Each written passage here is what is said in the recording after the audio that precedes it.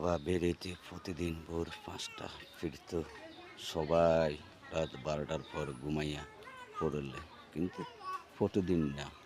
এই ধরো না, 10 তারিখ থেকে মাসের 20-22 তারিখ পর্যন্ত বেলার সামনে রাতে ভোর 5টা থেকে ওই রাতের 12টা পর্যন্ত তার অফিস।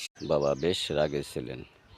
আমরা বাবাকে ভয়ে প্রশ্ন কিছু করতে পারতাম, পারলে নিশ্চয় জিজ্ঞেস করতাম, বাবা তুমি রোজ অফিসের আগে ছুটির পরে সংসদ ভবনের পাম্পের নিচে অন্ধকার রাস্তায় বসে মাথা হিট করে কি ভাবো?